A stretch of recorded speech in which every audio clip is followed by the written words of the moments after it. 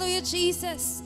We entrust to you everything, Panginoon, sa simula pa lamang ng aming pag-aawitan, Panginoon. Dinadalangin namin na ang iyong dakilang presensya ay bumaba sa aming kalagitnaan ngayong umagang ito. Gawin mong handa ang puso ng bawat isa sa amin, Panginoon.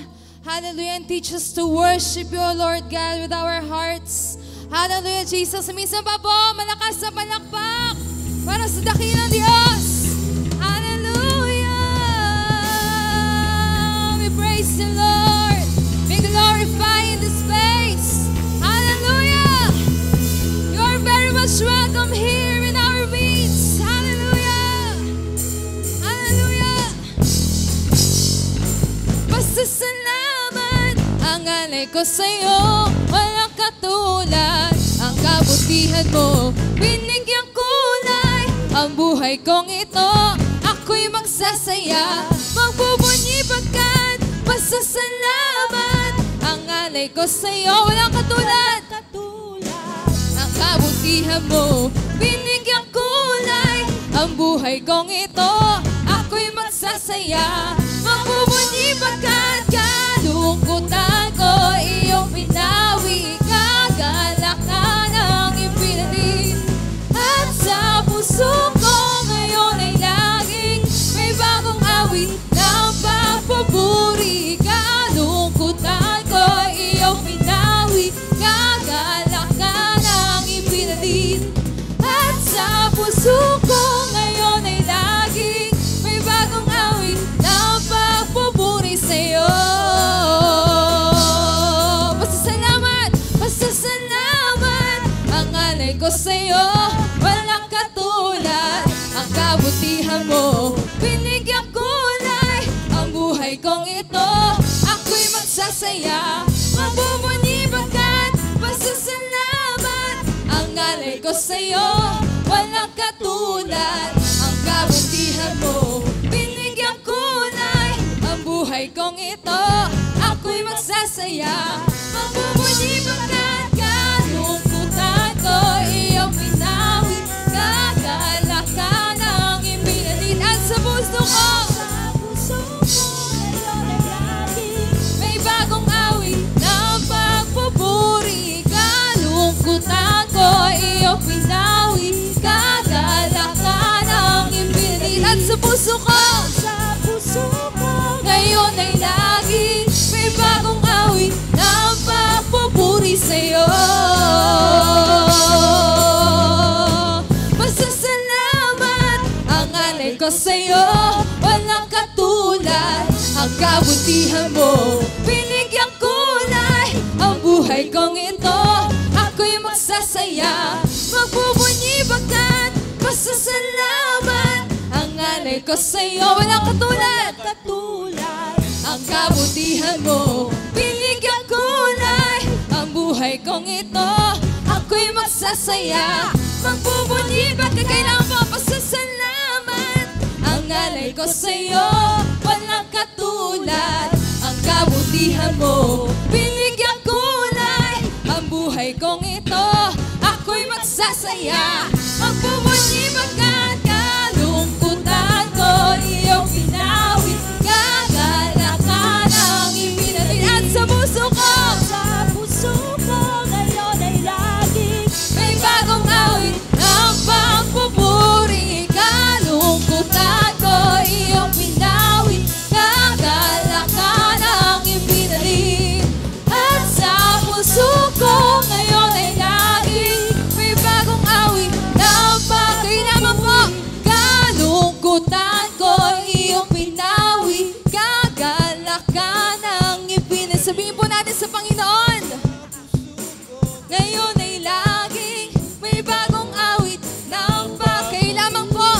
Kalungkutan ko iyong pinawi. Kagalakan ang ipinatid at sa puso ko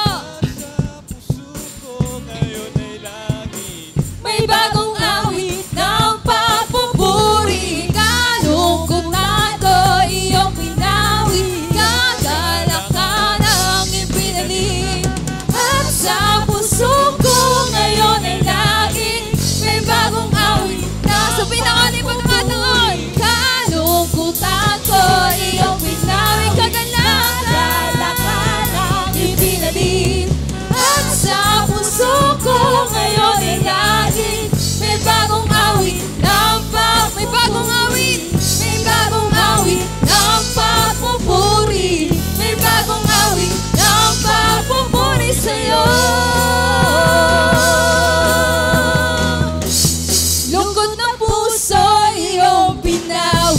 Sabihin natin sa Panginoon, hallelujah!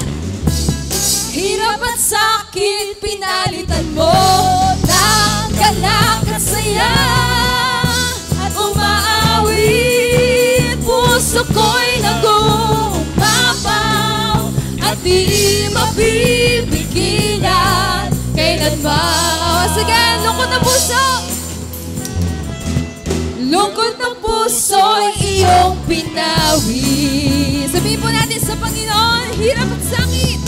Hirap at sakit, pinalitan mo ng galak at saya. At umaawit, puso ko'y nag-uumapaw. At di mapipigilan kailanman. Ako'y nalaya, tunay na malaya. At kailanman di na magagabi pa. Ako'y may tagumpay. Ako'y may tagumpay. Si Jesus ang may bigay. Si Jesus ang naibigay. Sa buhay ko, sa buhay ko ihahayag. Sa buhay ko itatanyag. Sa buhay ko'y luluwalhatiin ka. Ako'y pinalaya. Ako'y pinalaya. Tunay na malaya. Hallelujah. At kailanman di na. At kailanman di na magagabi pa. Ako'y may tagumpay. Sino ang nagbigay? Si Jesus ang nagbigay. Sa buhay ko, sa buhay ko ihahayag. Sa buhay ko itatanyag. Sa buhay ko luluwalhatiin ka. Lahat ng anak ng Diyos magsabi, lungkot ng puso'y iyong pinawi. Lahat mo na masaya ngayong araw na to. Hirap at sakit, pinalitan mo ng galak at saya. At umaawit, puso ko'y nag-uumapaw. At di mapipigilan kailanman. Kailangan po. Lungkot ng puso iyong pinawi. Sabihin po natin sa Panginoon, awitin po natin. Hirap at sakit, pinalitan mo ng galak at saya. At umaawit, puso ko'y nag-uumapaw. At di mapipigilan kailanman. Isa pa po nating awitin, lungkot ng puso. Lungkot ng puso iyong pinawi. Hallelujah! Hirap at sakit, pinalitan mo ng galak at saya. Umaawit, puso ko'y nag-uumapaw. At di mapipigilan kailanman. At umaawit,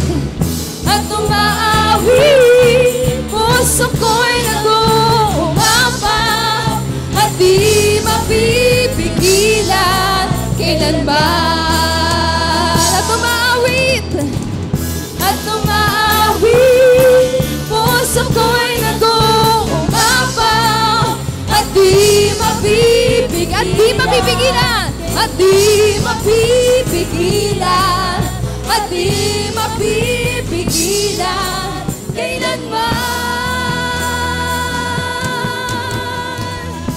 Hallelujah! Lahat ng pinalaya ng Diyos ay pumalakpak ng malakas. Hallelujah! We are victorious, Lord. Hallelujah! Hallelujah, Jesus. Come on, church, let us sing a new song to the Lord, our God. Hallelujah. We exalt your name in this place. You are welcome here, oh Jesus. Oh, hallelujah. We adore you, Lord. Hallelujah. Narasang gustong kaibuti mo, kaibuti mo, Panginoon, dakila ka sa buhay ko, sa labis na pag-ibig mo ay naligtas ako. Hindi man karapat-dapat ay iyong pinatawad, ay iyong pinatawad,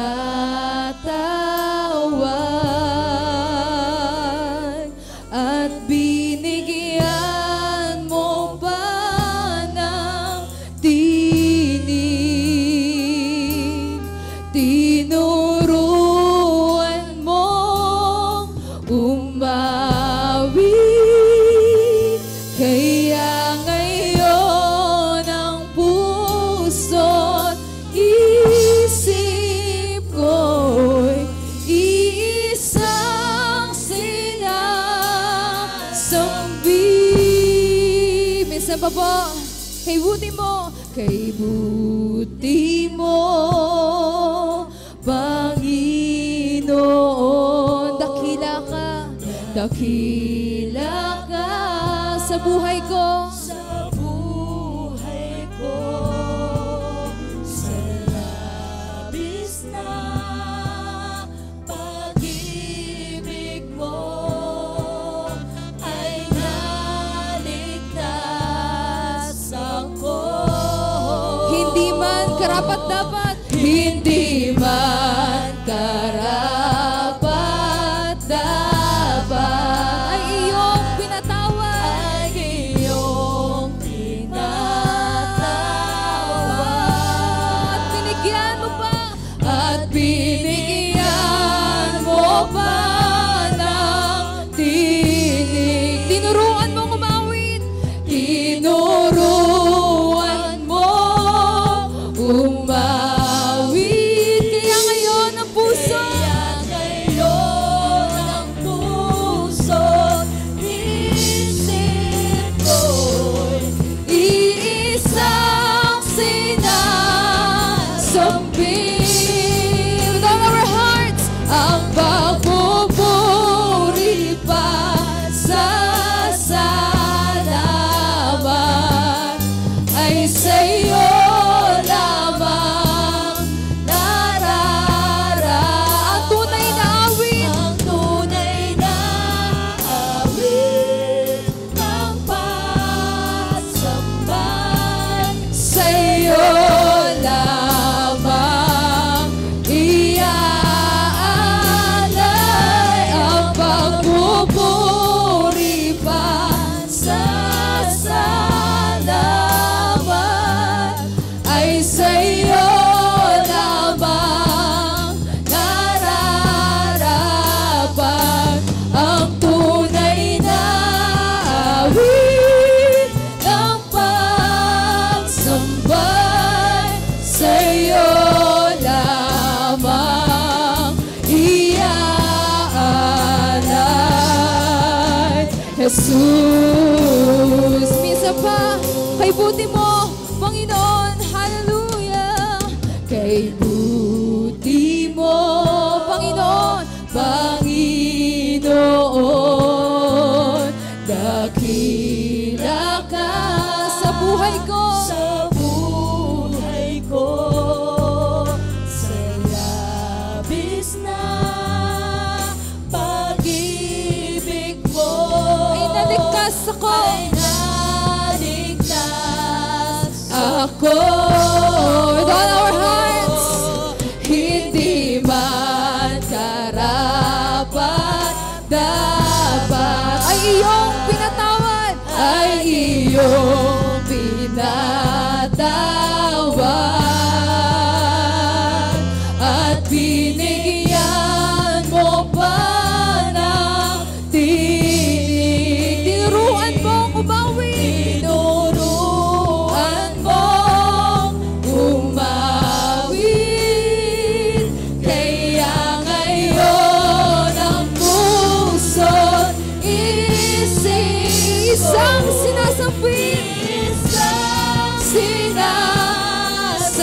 raise our hands to the Lord. Hallelujah. Ang pagpupuri pa sa salamat ay sa'yo lamang nararapat. Ang tunay na awit ng pagsambay sa'yo lamang iaalay. Ang pagpupuri pa sa salamat ay sa'yo lamang nararapat. Ang tunay na awit ng pagsambay sa'yo lamang iaalay.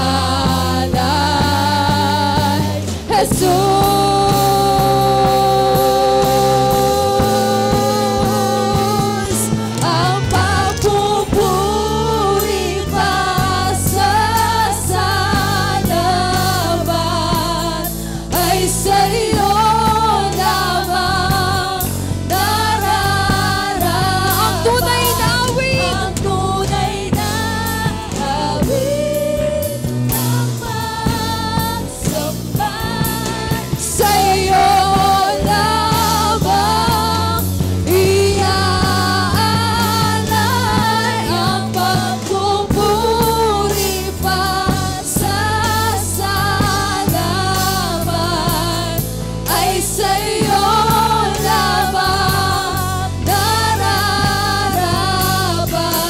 Ang tunay na awit ng pagsambay sa'yo lamang iaalay. Ang pagpupuri pa sa salamat ay sa'yo lamang. Sabihin po natin ito sa ating dakilang Diyos. Ang tunay na awit ng pagsambay sa'yo lamang iaalay. Ang pagpupuri pa sa salamat ay sa'yo lamang, Panginoon. Thank you, Jesus. Nararapat ang tunay na awit ng pagsambay sa'yo lamang iaalay. Sa pinakauli pangalan, ang pagpupuri pa sa salamat ay sa'yo lamang nararapat. Ang tunay na awit ng pagsambay sa'yo lamang iaalay.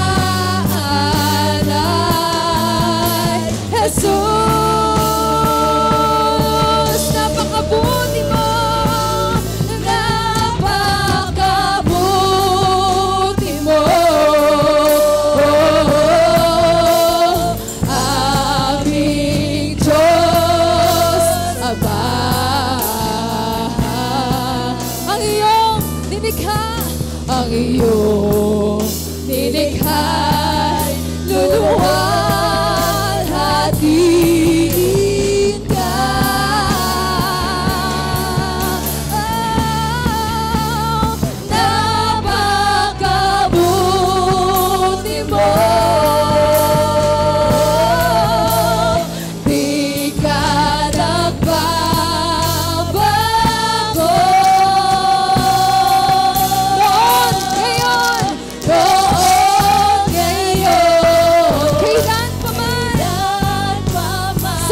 buhay ko'y tapat. Sa buhay ko'y tapat. Just the people of God, napakabuti mo. Napakabuti mo,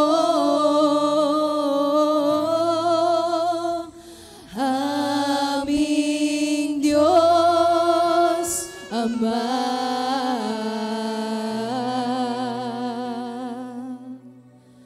Ang iyong nilikha't luluwalhatiin ka. Ang gawain nito'y para sa iyo at sa iyo lamang, Panginoon. Maparangalan ka namin. Tunay namin maibalik ang lahat ng papuri, pasasalamat, at pagsambang nararapat lamang sa iyo. Mangusap ka at gumalaw ka sa aming kalagitnaan habang kami narito sa loob ng iyong templo, Panginoon. At kung may nakikita kang bahid ng karumihan at kasalanan, patuloy mo kaming patawarin, patuloy mo kaming hugasan ng iyong banal na dugo. At ang makita mo sa amin ang iyong kabanalan, ng iyong katwiran. At kung magkagayong, Panginoon, malaya ka makakakilos, makakapangusap sa aming kalagitnaan. Panginoon, ako na iyong lingkod na gagamitin, patuloy ko pong ina-acknowledge, hiwalay po ako sa iyo, wala po ako magagawa. Kayo po, Ama, ang siyang magturo. Kayo po lamang ang gumamit sa aking buhay sa umagang ito. At ang makita sa aking buhay, Panginoon, ng aking mga kapatid, ang iyong kaluwalhatian at ang iyong kapurihan, Panginoon. Malaya kang magsalita sa aming kalagitnaan sa pamamagitan ng iyong salita na aking dadalhin sa aking mga kapatid. Maraming pong salamat, Ama, at nagtitiwala kami, Panginoon, na ang bawat bahagi ng aming pananambahan, kayo po, Ama, ang siya nagpapala. Basbasan niyo po, Diyos, ang mga salita niyo na aming bubulay-bulayin sa umagang ito. At maging inspirasyon at maging correction po sa amin ito habang kami nag-aaral ng iyong salita. Panginoon, maingat ko pong ibinabalik ang lahat ng papuri, pasasalamat, pagdakila. Sa pangalan po ni Kristo Jesus, ang lahat po na umiibig sa Diyos ay magsabi ng Amen at Amen. Ating buksan ang ating mga Bible sa aklat po ng Awit 127 verse 1. Aklat po ng Awit o Psalms 127 verse 1. Sabi po riyan, sa aking binabasa, ang aking po dalang Bible NIV, sabi po rin sa Tagalog, maliban nga na si Yahweh ang nagtatag nitong bahay, ang ginawa na nagtayo ay wala ring kabuluhan. Maliban nga na si Yahweh ang sa lungsod ay gumabay, ang pagmamasid ng bantay ay wala ring saysay. Ang Diyos po magpala sa pagkabasa ng kanyang buhay at banal na salita ng Diyos.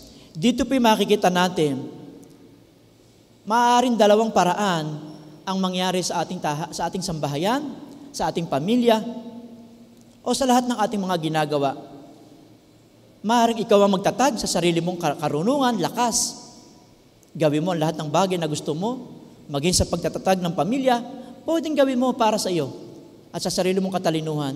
Pero sa atin po, sabi rito, maliban daw na ang Diyos ang magtatag nitong bahay o ng ating tahanan, yun daw ginawa na nagtayo ay wala ring kabuluhan o nauuwi rin sa wala.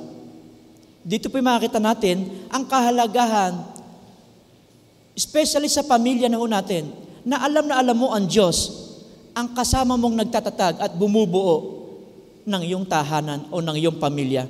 Ngayong umaga po, nais kong iwanan na katuruan ay pinamagatan po the Christian family. Ang Kristiyanong pamilya, ito po'y basic lang, pero po I believe napapanahon po nating mapakinggan sa ating mga kapanahunan. Noong nakaraang linggo po, ang ating katuruan, Heal our land, O Lord. Pagalingin mo ang aming bayan, Panginoon. Ang isang problema at sakit ng ating lipunan ay napakaraming sambahayan, napakaraming pamilya ang winawasak ng kaaway. Kaya po ngayong umaga, timing po na pag-aralan natin ang tungkol sa isang Kristiyanong pamilya. Sabi po rito, the family is the backbone of the nation. Ang pamilya daw po ay isang pinaka-pundasyon ng isang nasyon o ng isang bansa. Kasi po kapag ang pamilya ay sira, wasak, magulo, makikita natin kasunod noon, yung lipunan na ating ginagalawan ay magulo din po. Disorder. Wala po sa ayos. Kaya po tama po, ang pamilya po sa isang bayan, sa isang lipunan, ay isang backbone, pinakapundasyon ng isang matatag, maayos at mapayapang lipunan. Imagine niyo po, kung ang bawat sambahayan, ang bawat pamilya sa Luzon, Visayas, Mindanao ay magulo, anong bansa meron tayo? Subalit tanggap natin ang katotohanan. Lumalagana po ang mga pamilyang nawawasak na ang may gawa nito ay ang demonyo. Subalit ngayong umaga, huwag nating hayaan na mapabilang ang ating mga pamilya sa mga winawasak ng demonyo. Kaya po ngayong umaga, napapanahon, pag-aralan natin ang patungkol sa pamilyang Kristiyano. The family unit was instituted by God. Alamin po natin ang katotohanan na yung ating sambahayan o pamilya na kinabibilangan, mismo po ang Diyos ang nagtatag at nagtayo. Mababasa natin yan sa Genesis chapter 1, verse 27 and 28, and Genesis chapter 2, verse 24. Nang likhain ng Diyos ang babae at lalaki na si Eva at si Adan, pinagsama ng Panginoon. Siya mismo ang nagtatag ng pamilya ni Eva at ni Adan. Kaya nga po, pag nag-aasawa, ang lalaki iniiwan niya ang kanyang ama't ina. At siya sumasama sa kanyang kabiyak at silang dalaway nagiging isa sa harapan ng Diyos. Kaya makikita natin, sa simula pa lamang, ang pamilya po, sa bawat nasyon, ang Diyos po ang nagtatag. At siya po ang may idea nito. The family is constituted by marriage. Ano po ibig sabihin nito? Ang pamilya po ay nagiging ganap lamang pamilya sa pamamagitan po ng marriage o pag-aasawa. Kaya po, outside marriage, hindi po talaga yon ang disenyo at nais at hindi po ang tunay na yung pamilya na sinasabing Kristiyanong pamilya. Nakalulungkot lang po sa ating kapanahunan, yung live-in ay para po bang tradisyon na at kultura na sa ating lipunan. Pero po ang totoo pong pamilyang Kristiyano, ito po ay itinatag ng Panginoon. Una sa lahat, sa pag-aasawa, sa banal at sacred na pag-aasawa sa harapan ng Panginoon. Kaya po, talaga po, ako din po, personally po, kung meron po sa atin dito nagli-live-in, yan po'y outside marriage. Pag ang Bible po ang ating pinag-usapan. Kaya ho, napakahalaga po yung ating pamilya na binubuo. Unang-una, alam natin, tayo po'y ganap at sa harap ng Diyos ay talagang pinagsama ng buhay na Panginoon. At yun daw pong pamilyang maka-Diyos, nagsisimula daw po ito sa banal na pag-aasawa. Godly families begin with godly marriage. Totoo po, kung nagbubuo po tayo ng tahanan ng pamilya, magiging Kristiyano lamang po, magiging maka-Diyos lamang ang ating pamilya sa harapan ng Diyos kung tayo po'y nagsama na may basbas talaga ang Panginoon at ng ating lipunang ginagalawan. Kaya po, ang aking request, kung merong mga dumadalo dito, huwag po kayo ma-open. Napakadali lang po magpakasal ng makatuwiran sa harap ng Diyos at sa harap ng tao. Ayusin lang po ang marriage. Mga marriage permit. Pumunta kay mayor o sa kaninang judge. Magsama ng ilang witness.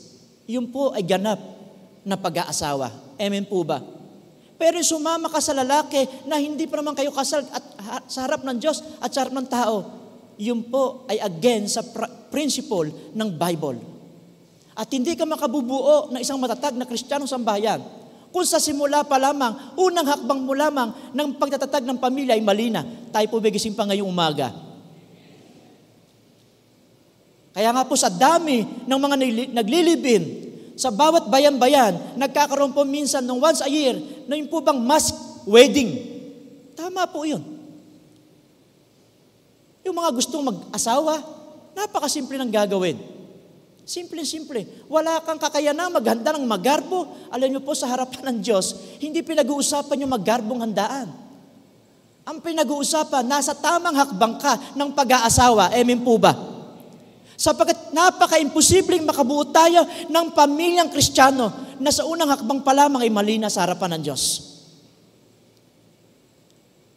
Kaya po yung nagsasama na walang basbas na galing sa Diyos at sa lipunang ginagalawan niya, makikita natin, huwag ka magtaka, bakit magulo ang pagsasama nyo? Kasi yung unang hakbang pa lang ninyo, wala at hindi naka-align sa salita po ng Diyos. Napaka-sacred po ng pag-aasawa. Kaya, kapag sinimulan mo ng mali, kahit ano ang gawin mo sa buhay mo, parang hindi ka umaasenso. Kasi outside marriage ang ginagawa mong pagbubuo ng iyong sambahayan. Napakabanal po sa harapan ng Diyos kapag Biblia ang ating pinag-usapan ng pagsasama ng isang babae at ng isang lalaki. Sabi po rito ni Alban Douglas, it is an institution. Ang pamilya daw po ay institution where parents are bound together by Christian love.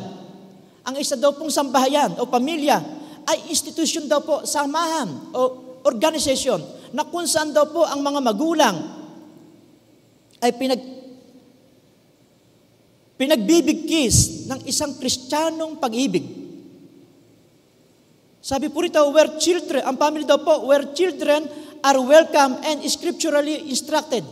Ang isa daw pong pamilyang Kristiyano, yun daw po ang pamilya na kung saan ang mga anak ay tanggap po sa sambahayan.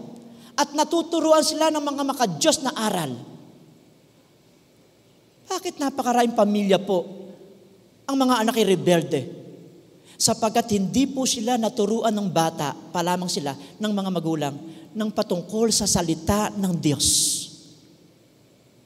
Kaya nakatutuwa, tingnan niyo mga anak ninyo, kapag lumaki sa kultura, bata pa lamang, sinanay ng mga magulang na dalhin sila pag Sunday, pag linggo, sa church.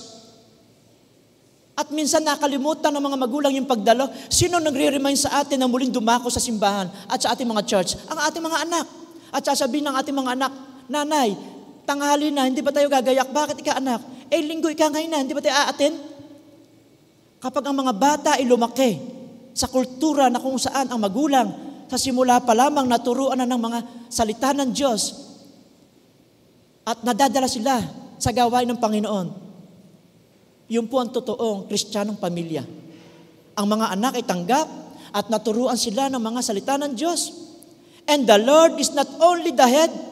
Ang totoo daw pong pamilyang Kristiyano, ang Panginoon ay hindi lamang talaga Panginoon, kundi daw po talaga siya ang Diyos ng sambahayan. Where parents and children gather daily for family worship. Ang totoo daw po, makakristyanong pamilya, sa paningin ng Diyos, ito daw po ang institusyon na kung saan ang mga magulang at ang mga anak ay araw-araw merong daily devotion na sumasamba sa buhay na Diyos. Amen po ba? Di po ba napakasarap sa isang sambahayan? Meron kayong time ng pagsasama-samang mag-anak, nagpupuri, nagkakaroon ng konting share ng salita ng Diyos, nangunguna ang magulang sa pananambahan sa sambahayan? At kung magkagayon ang mga gawa ng demonyo, ay hindi maaaring magkaroon ng kapangyarihan sa ating sambahayan. Yun daw po ang totoong makakristyanong pamilya, institusyon na kung saan ang magulang at ang mga anak ay merong araw-araw na pananambahan sa Diyos, sa kanilang tahanan. Ang institusyon daw po na pamilyang maka-Diyos, ito daw po yung samahan na kung saan merong God-fearing parents and God-fearing children. Yun daw po ang totoong sambahayan ng Kristiyanong pamilya sa paningin ng Diyos. Sa sambahayang iyon, ang mga magulang ay maka-Diyos, may takot sa Diyos. Sa sambahayang iyon, ang mga anak ay may takot din sa Diyos.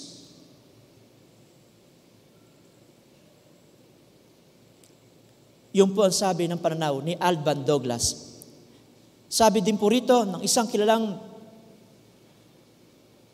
family counselor, sabi niya rito, a Christian family is a group of people who are related to each other through marriage. Ang Kristiyano daw pong pamilya Ito daw po'y grupo ng mga tao na kung saan sila'y pinag-ugnay-ugnay, pinagsama sa pamamagitan ng pag-aasawa. Birth or adoption, and are committed. Sila po'y talaga nagtalaga na sa isa't isa. First and foremost, to the person, work of Jesus Christ. Sila'y pinag-isa, pinagtalaga, itinalaga sa pamamagitan ng ating Panginoong Hesukristo. Faithfully witnessing to the love. Sa sambahan ngayon, nakikita daw po yung katapatan ng pagtatotoo, ng totoong pagmamahalan, power, and forgiveness. Kapangyarihan daw po at pagpapatawad ng Diyos to a God, watching word, its unique time and place. Yan po ang sabi naman ni Derek Jeter. Yun daw po ang pamilyang Kristiyano. Sambahayan daw po na talagang pinag-ugnay, pinagtagpo through marriage at pinagtalaga, nag-commit sa pamamagitan ng ating Panginoong Hesus na mayroong katapatan sa pamilyang iyon ng pagmamahalan, kapangyarihan at pagpapatawaran na ang Diyos ang may likha. Kaya po yun po ang totoong pamilya ng Kristiyano.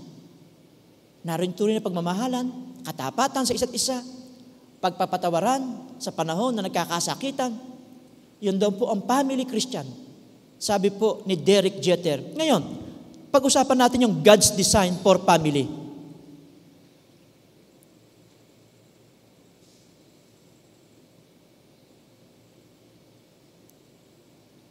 Ano po talaga ang nais na disenyo ng Panginoon? Ang disenyo na nais ng demonyo, maghiwalay ang mag-asawa, magrebelde ang mga anak sa mga magulang. Iyan ang disenyo na nais ng demonyo. Kaya nga sabi ng John chapter 10 verse 10, pumunta ang magnanakaw symbolizing to Jesus, to Satan, referring to Satan, upang doon magnakaw, pumatay at magwasak ng buhay. Iyan po ang nais ng demonyo. Iyan ang kanyang business, wasakin una ang sambahayan. Kasi pag nawasak niya ang sambahayan, wasak na ang lipunan. Pero po tandaan natin, ang disenyo ng Panginoon sa isang pamilya talaga. Ito daw po yung relation between parents. Relation daw po ito between husband and wife. Ang totoo daw pong pamilya na Kristiyano sa harapan ng Diyos, ito daw po yung totoong relasyon, magandang relasyon, sa pagitan ng asawang lalaki at ng asawang babae. Ang totoong disenyo ng Panginoon sa isang pamilya, ito daw po yung relationship between parents and children. Totoo naman po yan eh. Sa pamilya, may relasyon ang mag-asawa, ang babae at lalaki na mag-asawa. Sa loob ng sambahayan, nandun din po yung magandang relasyon ng mga magulang patungo sa kanyang mga anak. Ngayon, tingnan natin yung relationship between husband and wife. Mga asawang lalaki at babae, makinig po tayo.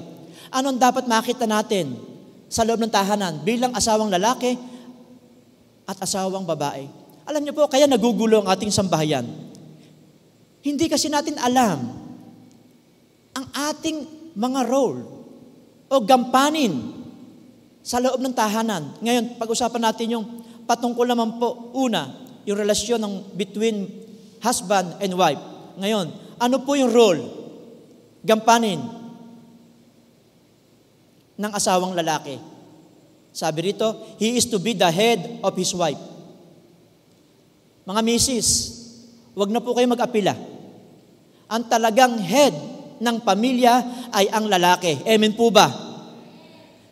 Brother Nestor, ang mister ko, tambay lang sa bahay. Ako ang nagtatrabaho. Dapat ako ba ang head? No. May trabaho man o wala ang mister natin, mga misis, ang head pa rin na inilagay ng Diyos sa tahanan ay ang lalaki. Amen po ba? Dapat po, bilang head ng pamilya, tanggap yan ng ating mga asawa. Sabi ng Genesis chapter 3, verse 16, sa bahay na lang po natin basahin. At sabi din po ng unang Korinto, chapter 11, verse 3, Ephesians chapter 5, verse 23. Mga babae, sabi ng Efesos 5:23, mga babae, magpasakop kayo sa inyong mga asawang lalaki, tulad ng pagpapasakop nyo kay Kristo. Kaya ho, ang talagang head ng pamilya sa isang tahanan lalo na sa isang Kristiyanong pamilya, talaga yung lalaki. May trabaho man o wala. Kapag yun po'y nawala sa posisyon, magulo po ang tahanan. Yun po ang role ng mga lalaking asawa. Tayo po ang head. Hindi naman po bilang head, baka ma-misinterpret nyo, kayo na ang boss, kayo na ang hari. Merong ganun eh. Hindi po. Nandun pa rin yung gabay. Nandun pa rin, nasa align pa rin yung ating pamamahala bilang head, mga lalaki. Naka-align pa rin tayo sa kung anong kalooban ng Diyos, ayon sa salita niya. Hindi kapag meron kang nais, gusto mo para kang hari, na masusunod ang gusto mo kahit mali. Hindi po yung sinasabing head. Nasa katwiran din po dapat tayo bilang head ng sambahayan para maging maayos po ang ating pamilya. Ano pa ang role o gampanin ng isang lalaki na asawa sa isang pamilya? He is to love his wife. Mga kapwa ko, asawang lalaki, ang ating gampanin sa ating mga kanyang-kanyang pamilya, dapat po ang mga mister, mahal niya ang kanyang asawa. Ayun, Sister Melody. Kaya ang sabi ng Diyos kay Adan, Adan, mahalin mo si Eva. Ngayon nangyari, ang minamahal ni Adan ay iba. Tandaan natin, iba po yung Eva at iba. Mga mister, mahalin daw si Eva, yung ating mga asawa, at hindi mahalin yung iba. Ang problema, iba, minamahal natin, hindi si Eva. Kasi pag nagmahal ka ng iba, magulo na ang iyong marriage. At doon nakakapasok ang distraction na gawa ng demonyo sa isang sambahayan. Pero hindi po ito ang disenyo ng ating Diyos. Dapat po makita ng Panginoon yung faithfulness sa isa't isa, sa asawang babae at asawang lalaki. Amen po ba? Makikita natin yung pagmamahal ng isang lalaki sa kanyang misis sa Efesos 5:25. Mga lalaki, mahalin niyo ang inyong mga asawang babae. Tulad ni Kristo na nagmahal sa iglesia na kanyang ulo, na kanyang katawan.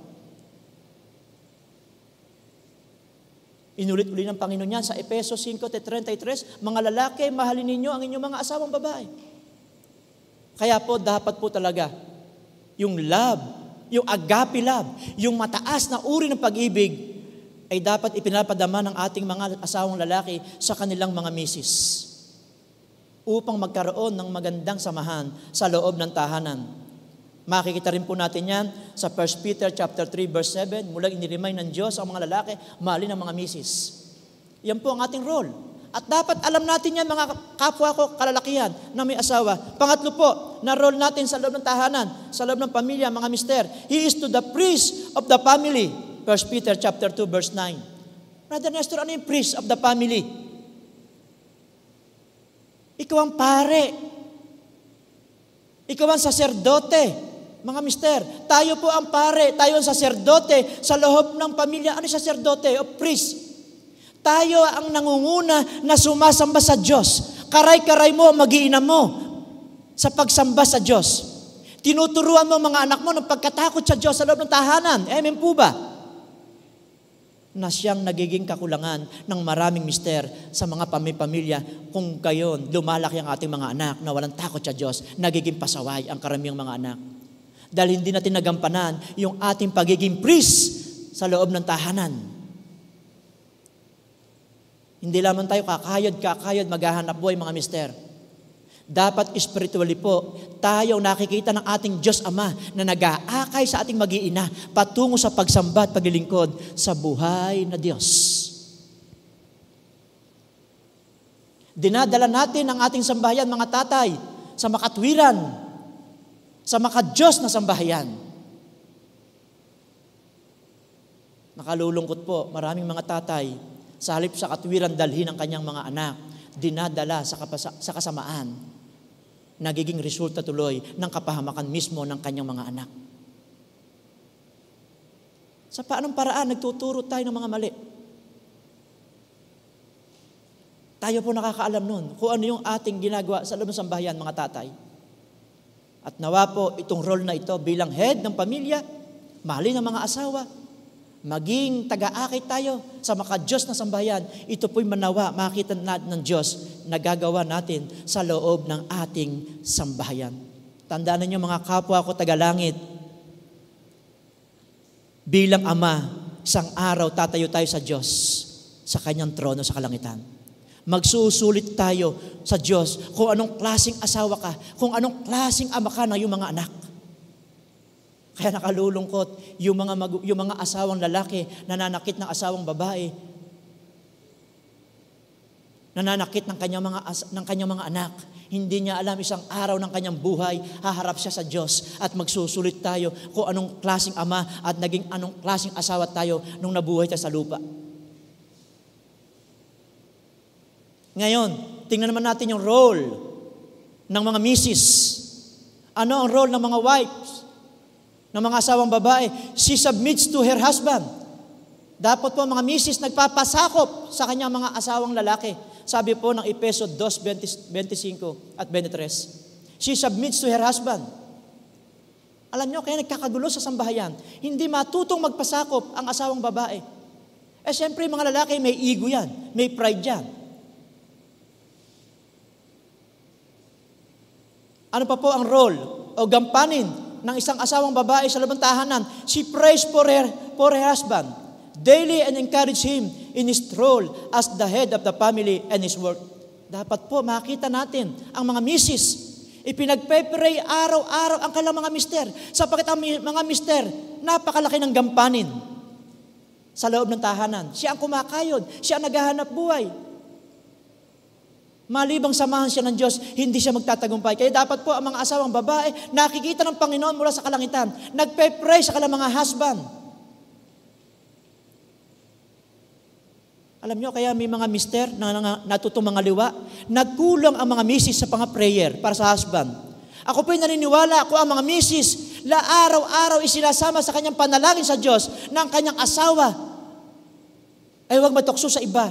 I believe in my heart, walang asawang lalaki mga ngaliwa. Amen po ba? Kaya sabi rito, dapat daw po mga misis sa loob ng tahanan, nakikita ng Diyos, lagi niya isinasama araw-araw sa panalangin ang kanilang mga mister. At ini-encourage, nakakatuwang siya.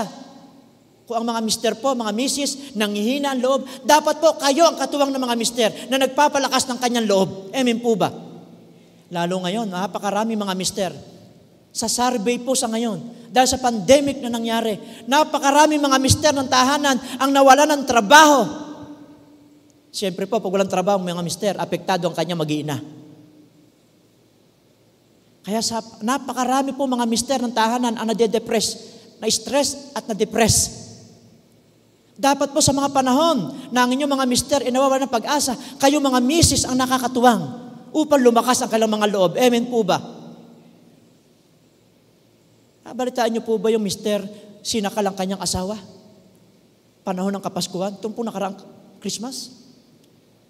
At pinalabas pa niyang nag-suicide ang kanyang misis. Pero nung pina-autopsy, namatay ang kanyang misis sa sakal. Sino may gawa? Yung mister. At hindi pa nasiya ng kanyang ang mister na ito. Sa kinabukasan ng Kapaskuhan, 24 ng gabi, pinatay niya ang kanyang misis. Kapaskuhan ng umaga, pinatay niya sa sakal o sa bigte ang dalawa niyang batang mga anak. At nung inimbestigahan, bakit nagawa ng kanyang mister to sa kanyang mag-iina? Na-depress. Nawala ng trabaho. Kaya sa panahon na ang mga mister namumblema kung paano tayo bubuhayan sa ating mga sambahayan, dapat po ang mga misis alerto, nagpe-pray sa Diyos at nag-i-encourage sa kanilang mga mister upang magkaroon ng lakas ang kanilang mga mister. Yan po ay trabaho natin, sabi ng Proverbs 12 verse 25. Ano pa po ang tungkulin ng mga asawang babae sa loob ng pamilya? She serves her husband, her family. Dapat po naglilingkod ang mga misis, pinaglilingkuran niya ang kanyang asawang lalaki at ang kanyang sambahayan. Kaya pag binasa po natin, mga nanay, basahin po natin yung Kawikaan 31. Nandiyan yung ating talagang sa Proverbs 31. Makikita natin talagang napakabigat ng role din po ng isang nanay sa loob ng tahanan. Siya ang tumatanglaw sa kanyang mag-aama.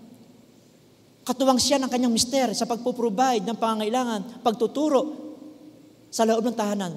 Pakibasa po sa bahayang Proverbs, Kawikaan, chapter 31. Lalo na po mga misis, upang makita po ninyo yung napakadakilang tungkulin ninyo sa inyong mga pamilya. Ngayon, ano po yung parents' role naman? Ano naman po yung tungkulin bilang magulang sa loob ng tahanan? Sabi po riyan, children should be wanted love. Mga magulang, tandaan natin, ang ating mga anak, laging naghahanap yan ng pagmamahal. Galing sa inyo at galing sa akin. Totoo po yan. Tanggapin na po natin yung mga magulang, mga kapwa ko parents. Sa loob ng tahanan, yung ating mga anak, laging naghahanap ng pagmamahal, ng paglingap. Baka tayo busy. Pero sa iyong anak, hindi ka busy. At magising ka isang umaga, ang mga anak mo'y adik na pala. Masasama na ang barkada. Kasi hindi sila nakaramdam ng love sa loob ng tahanan, galing sa kanilang magulang. Kaya ang mga anak, naghahanap ng pagmamahal sa barkada. Tungkulin ng mga magulang, magpadama ng pagmamahal sa kailang mga anak upang hindi sila mapariwara. Ano pa po ang role, gampan ng mga magulang sa loob ng pamilya? Children must receive correction when necessary. Hebrews chapter 12, verse 5 to 11. Kailangan daw po ang mga anak ay nakakatanggap ng pagtutuwid ng magulang kung kinakailangan. Huwag yung nakikita mong pasaway ng anak mo, mali na ginagawa, hindi ka kumikibo. Dapat po mga magulang, tayo po may authority sa loob ng tahanan. Dapat malaman ng ating mga anak na kapag sila'y mali, tayo bilang magulang, magtutuwid tayo na may pagmamahal sa kanila. Amen po ba mga parents? Ito po dapat makita ng Diyos sa isang Kristiyanong pamilya. Ang magulang, walang sawang nagko-correct kapag ang mga anak ay namamali ng landas. Nagko-correct tayo ng may pagmamahal at hindi ng galit. Ano pa po, bilang parents, anong role natin sa loob ng tahanan? Children are not to be provoked. Ano yung provoke? Yung binubuyo mo. Merong mga magulang, ibinubuyo ang mga anak sa pagkapariwara. Children are not to be provoked, but brought up in the training and instruction of the Lord. Mga magulang, kapwa ko magulang, huwag nating ibuyo sa masama ang ating mga anak. Bagkos, dali natin sila sa pagtitrain. Ano yung pagtitrain? Pagsasanay sa matuwid na pamumuhay. And instruction of the Lord. Ano po yun? Tinuturuan, ginagabayan natin sila na sila matakot sa Diyos. Itinuturo natin sa kanila yung mga salita ng Diyos bilang paggabay nila natin sa kanila, bilang paglaki. Kaya sabi ng Kawikaan 22 verse 6, turuan mo ika ang anak o ang bata sa daan na dapat niyang lakaran at kung siya tumanda o lumaki na, hindi niya ito hihiwalayan. Mga parents, ano ang ating itinuro sa ating mga anak? Nakakalungkot ang mga tatay, iba tinuturo sa mga anak. Anak, ibili mo nga ako ng Alfonso sa kanto. Anak, ibili mo nga ako ng Marlboro sa kanto. Yan ba ang ating tuturo, mga tatay? Yan bang legacy na ating ituturo sa ating mga anak? At dahil sa mali mong itinuturo, balang araw, pasaway ang anak mo. Baghabag na baghabag ka, ino ating itinuro? Mga kapatid, nakapwa ko magulang, iba po ang training at iba po ang teaching. Pag sinabing teaching, tinuturuan mo mga anak mo, nakakaalam sila ng mga tama at mali. Pero yung training, pagsasanay, nakikita nila. Yung pagsasanay, kasama yon yung magandang halimbawa na ipinakikita natin sa ating mga anak. Amen po ba mga tatay at mga magulang? Kung ano tinuturo natin sa kanila, lalo na mga asawang lalaki, sa ating mga anak, dapat yun makita sa atin ng ating mga anak. Gising pa ba mga tatay ngayong umaga? Kung ano tinuturo mong matuwid, tama sa anak mo, dapat makita yon ng ating mga anak sa atin. Iyon po ang pagsasanay. At kapag nakita yon ng ating mga anak, yung matuwid na itinuturo mo at ipinamumuhay mo, yun po nagiging influence natin sa ating mga anak.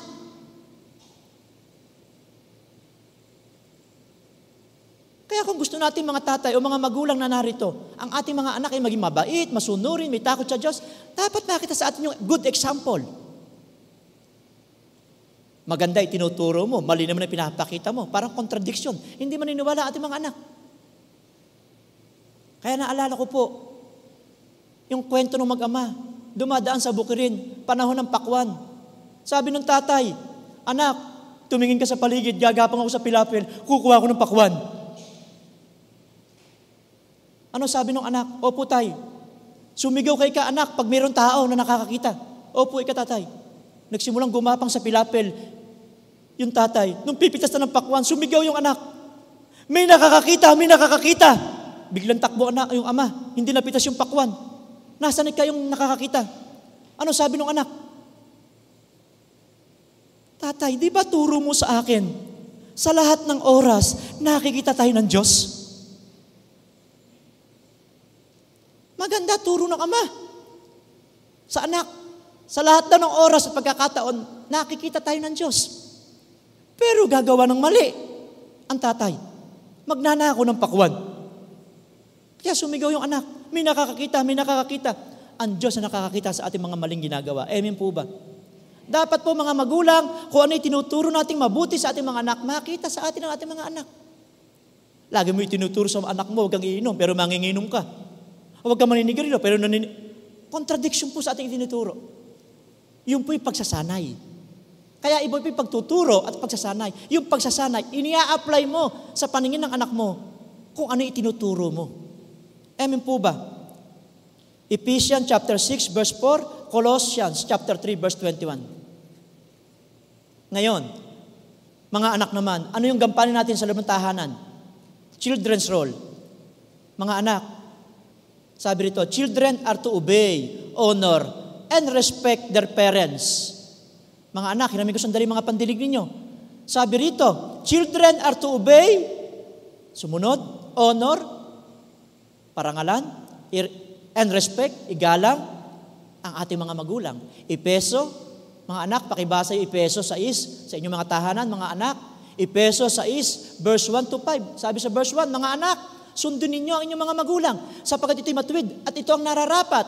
Verse 2, igalang ninyo ang inyong ama at ina. Na unang utos ng Diyos na may pangako. Anong pangako ng Diyos? Sa mga anak na sumusunod, rumirespeto, gumagalang. Ang sabi ng Panginoon sa verse 2, sa verse 3, lalawig at hahaba, mananagana ka sa lupain, at hahaba ang iyong buhay.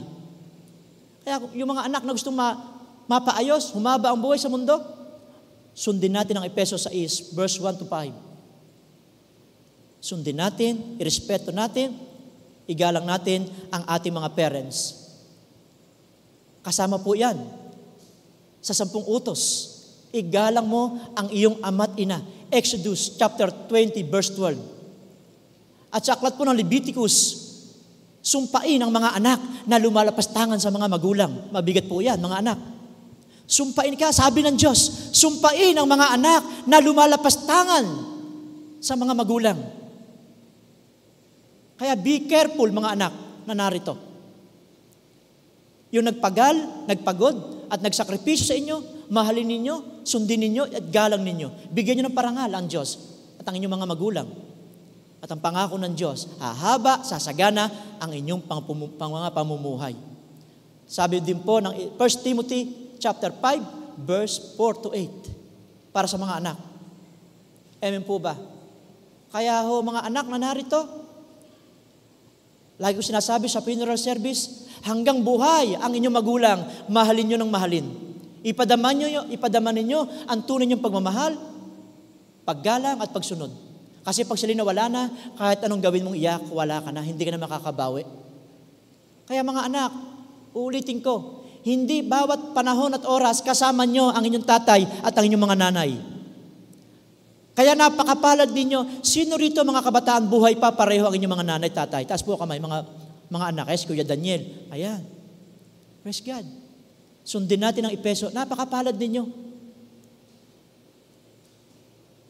Yung mga kumpleto pa ang parents, mga anak, napakapalad ninyo. Kasi sa panahon ng problema, may matatakbuhan pa kayo. Paano kung wala ng magulang ninyo? Sa kilalapit.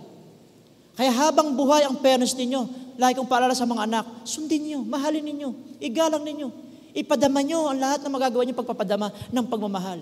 Bigyan nyo ng atensyon.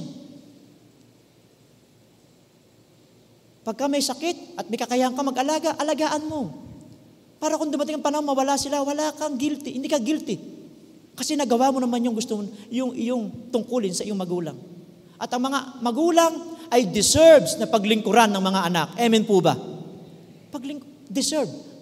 Karapat dapat paglingkuran, mahalin, igalang ang ating mga magulang. Kaya yung mga anak na narito, buhay pang magulang, gawin niyo ang lahat ng paraan ninyo upang maipadama ang tunay na pagsunod, pagpaparangal at respeto sa inyong mga magulang. Sa totoo po, ako po'y nawalan ng ama. Last December 24. Merong gabi, pag ako'y nagigising na madaling araw, nakatanaw ako sa bintana namin kasi katabi ko yung bahay ng father ko. Ang akala ko, buhay pa father ko. Nasanay ako pag madaling araw, pinaiinom ko siya ng tubig pag inuubo. May mga gabi na akala ko buhay pa ang aking ama, pero wala na. Gusto ko mong mag-serve, hindi ko na magawa kasi wala na. Kaya yung mga anak na narito, mapalad kayo kung buo pa ang inyong mga magulang at pagsilbihan nyo sila, mahalin at respeto. At ang katumbas nun, ang pagpapala ng Diyos ay isa sa inyo. Amen po ba? Marami akong kilalang mga anak, napakatagumpay ng buhay ngayon. Totoo po. Marami akong anak na nakitang naging matagumpay ang buhay. Bakit? Nakita ko ang sikreto. Sinunod nila ang Efeso 6:1 hanggang 3. Napakamahal nila ang kalang nanay. Napaka-thoughtful nila sa magulang. Kaya nakita ko sila, pinagpala ng lubos-lubusan ng Diyos. Bakit? Hindi sinungaling ang Diyos. Pag sinunod mo ang kondisyon ng Diyos sa iyong magulang, pagpapalain kang tunay ng Panginoon. Amen po ba? Praise God. Ngayon po, pag-aralan naman natin, nakadaan tayo sa mga roles ng ating tahanan, sa ating sambayan. Ngayon, tingnan natin, ano yung mga challenges, mga hinaharap na pagsubok ng isang Kristiyanong pamilya. Number 1, divorce or separation. Ayan, kinakaharap din natin yan dahil talaga po, nasa lipunan tayo ng ating ginagalawan, nawa, hindi mangyari sa atin to. Mga mag-asawa, yung divorce and separation. Yung paghihiwalay. Sabi ng Malakay chapter 2, kinapupuotan ng Diyos ang pagpapalayas o paghihiwalay. Sabi na, kinapupuotan. Ibig sabihin, ayaw ng Diyos na maghihiwalay ang mag-asawa. Amen po ba mga mag-asawa? Ayaw. Napupuotan Diyos. Sabi ng Malakias 2:14 hanggang 16, ang gusto ng Panginoon, maging matapat tayo sa isa't isa. Kasi po, pag binasa niyo po ang Genesis chapter 2, verse 24, nung tayo'y nag-isang dibdib ng ating mga asawa, sa harapan ng Diyos, hindi lang tayo sumumpa sa ating mga misis o sa ating mga mister. Tayo po'y nakipagtipan sa harapan ng Diyos. Kaya yung kasalan na nangyari sa ating mga buhay, hindi ka lamang nakipagtipan o nanumpa sa misis o sa mister mo. Ikaw ay nanumpa rin o nakipagtipan din sa Diyos na mamahalin mo ang iyong napangasawa. Kaya ang sabi ng Bible, ang nakasumpong ng asawa ay nakasumpong ng biyaya. Sabi na aklat ng Proverbs. Ang tanong, biyaya ka ba sa asawa mo? Kasi ang sabi ng Bible sa aklat ng Proverbs, ang nakasumpong daw ng asawa ay nakasumpong ng biyaya. Kung ikay pasaway na asawa, hindi ka biyaya sa asawa mo. Magiging biyaya ka lang o pagpapala sa mister mo o sa misis mo kung ginagampanan mo ang iyong role sa iyong sambahayan. Amen po ba? Praise God. Pero sa totoo po, sa ngayon, napakaraming umiiyak. Umiiyak na asawang lalaki, umiiyak na asawang babae, sapagkat sila ay nagkahiwalay. Uulitin ko, yung divorce at separation, kinapupuotan ng Panginoon. Kaya nga, against si Brother Eddie sa pagpapasa ng bill sa Kongreso ng divorce. Kasi ayaw ng Panginoon, sa salita ng Diyos, napupuot siya sa mag-asawang naghihiwalay. Pero tanggapin natin, kasama yan sa ating mga pagsubok na dinadaanan sa ating buhay mag-asawa sa loob ng santahanan. Amen po ba? Ano pa po ang challenges ng isang Kristiyanong pamilya? Number 2, o letter B, money. Ayan, yung sa pera, sa mga kaperahan. Pagsubok din yan, kinakaharap. Kailan nagugulo ang pamilya? Kapag ang ating sambahayan ay natuon at napokus sa mga material na bagay, kapag tayo lahat ng miyembro ng pamilya naging materialistic, project din project doon, at hindi natin naging masinop sa mga biyaya tulad ng pera sa harapan ng Diyos. Kapag yung pera ay hindi naging tama yung ating paggamit, nagiging magulo ang ating tahanan. Merong mga mister, ayaw magtiwala sa asawa, kaya hindi niya binibigay ang sweldo niya. Kasi yung misis, hindi rin marunong humawak ng pera. tingnan nyo, kapag pera ang pinag-usapan, pati mag-asawa nagugulo. Kaya dapat po, huwag nating hayaan yung pera ang makasira ng ating sambahayan. Amen po ba? Hayaan natin yung pera ang ating kontrolin at hindi ang pera ang kumontrol sa ating pamilya. Pero totoo po, challenges din po yan sa isang pansambayan. Yung pera. Sapat alam naman natin, basic yan. Kailangan ng sambayan, yung pamilya. Amen po ba? Pero wag nating hayaan na sirain ng pera ang ating magandang samahan sa ating mga pamilya. Amen po ba? Letter C na challenges na kinakaharap natin bilang Kristiyanong pamilya. Letter C, media influence. Ayan, isa pa. Yang media. Mga anak na narito, mga social media, Facebook, Twitter, television, etc. Kapag hindi ka naging maingat, maaaring sirain ang ating sambahayan ng social media. Tingnan nyo, sa Facebook, nagbabrowse ka, biglang-biglang milalabas mga malalaswang mga larawan. Ganyan kabulok na ang social media natin. Ang games, high-tech na. Noong panahon ko, trompo lang alam kong laruin. Mga larong bukid. Ngayon, iba na ang games. Kapag ang anak mo hindi na lumalabas ng kwarto, walang ginawa yan kundi mag-ML. At di mo na mamalayan, nasisira tuloy ang sambahayan sa ganyang mga social games, social media games, mga kabataan. Ang ating bigyan ng focus, yung isang klaseng ML. Ano yung ML na yon, mga estudyante? Module lesson. Hindi yung Mobile Legend na sinisira ang inyong mga kaisipan. Napakarami na balita namatay dahil sa Mobile Legend na to. Ito gawa ng demonyo, mga kabataan. Wala kang oras tuloy sa lahat ng bagay. Dahil sobrang addict mo na sa Mobile Legend na ito. Talaga makakita natin yung social media, kapag hindi tayo naging maingat, sisirain yung ating pamilya. Hindi mo na mamalayan, unti-unti na sinisira ang relasyon sa loob ng tahanan. Hindi ko po sinasabing huwag na kayo magbukas ng Facebook, Twitter, huwag na kayo manood ng television. Pero maging care tayo, maging maingat tayo sa lahat ng ating pinapanood. Amen po ba? Kasi kung ano sinasaksak mo sa iyong kaisipan, yun ang naghahari at nagmamanipulate ng iyong buhay. Kaya ako po humahanga kay Pastor Benihin. Sabi niya, si Pastor Benihin po, kilang evangelist sa Amerika, walang television sa kanyang bahay. Hindi rin niya kilala mga artista sa Amerika. Walang television. Nakapokus siya spiritually. Kaya very anointed ang pastor na ito. Tayo, paano ka hindi mababagabag? Wala kang ginawa kundi magbabad sa media, sa social media. At di mo na mamalayan, unti-unti sinisira ang iyong sambahayan. Ano pa po ang nagiging challenges ng isang Kristiyanong pamilya bukod sa media? Abuse and violence. Abuse and violence. Nagkakaroon ng pagkaabuso, violente sa loob ng tahanan. Nawa po, mga Kristiyanong pamilya, huwag makita ito ng Diyos sa atin. Nagiging abusado tayo sa loob ng tahanan. At ang inaabuso mo mismo ay ang sarili mong mga anak, ang buong sambayan. Huwag nawang makita ito sa mga anak ng Diyos. Amen po ba? Yung abuse and violence.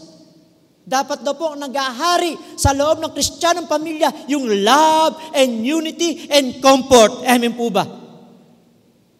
Napakaraming nabalita, mga anak inabuso ng magulang.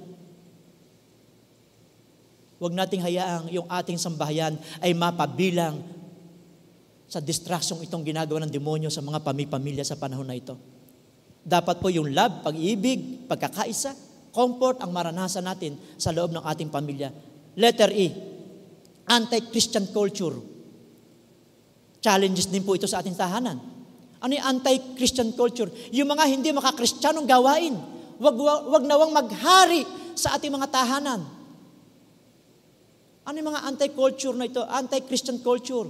Yung kapag may birthday sa loob ng tahanan ninyo, magiinuman, magkakasaya na walang taros. Ito po yung mga anti-Christian culture na hindi dapat nangyayari sa pamilya ng isang Kristiyano. Pwede ka mag-celebrate ng kaarawan mo o sinumang miyembro ng tahanan ninyo ng maayos, marangal sa paningin ng Diyos. Hindi mo na hinahayaang bumaha pa ng alak at aliwin mo lahat ng visitors mo. Hindi kultura ng Kristiyano yan. Amen po ba? Sabi ng Romans chapter 12, baguhin na natin ating mga pag-iisip, magbago na ating mga pag-iisip. Huwag tayo makiayon sa takbo ng mundong ito. Kung ano'y kultura na labasan, gagawin mo rin kahit mali at labag sa paningin ng Diyos. Kung ano dapat ang matuwid, kaaya-aya, kalugod-lugod sa paningin ng Diyos, yun ang maging kultura sa loob ng ating tahanan. Amen po ba? Dapat ang mga tatay, huwag magpapapasok ng alak sa tahanan. Amen po ba? Dapat ang mga magulang against anumang sugal. Nakalulungkot Sa panahon ngayon, nung araw, takot ang anak sa magulang. Ngayon, ang magulang ang takot sa anak. At kadalasan ng mga anak na ma-manipulate ang sambahayan, nagiging resulta yon ng kaguluhan at distraction ng kaaway sa ating mga pamilya. Mga tatay, attention. Tayo may authority sa tahanan. Kung alam mong mali ang ipapasok sa tahanan, huwag mo ipapasok o huwag mo ipagawa. Amen po ba? Mga boyfriend, girlfriend ng ating mga anak, natutulog sa gabi sa loob ng ating tahanan. Pasensya na po kayo mga kapatid. Hindi dapat ito nangyayari sa isang Kristiyanong pamilya. Dahil sobrang bait mo sa anak mo, pumapayag ka na ang boyfriend ng anak mo natutulog sa inyong tahanan. Against to sa kalooban ng Diyos. Kaya yung boyfriend ng anak ko, pag ginagabi, kung kinakailangan ihatid ko, inihatid ko. Kasi alam ng anak ko, hindi ako papayag na matulog sa amin yung kanyang boyfriend. Dapat mga tatay at mga nanay, yun ang ating kultura sa loob ng tahanan. Amen po ba? Na alam mong naka-align sa kalooban ng Diyos. Ngayon nakapapansin ko, kahit Kristiyanong pamilya, pumapayag ang magulang, matulog ang boyfriend o ang girlfriend sa kalang tahanan. Mga kapatid,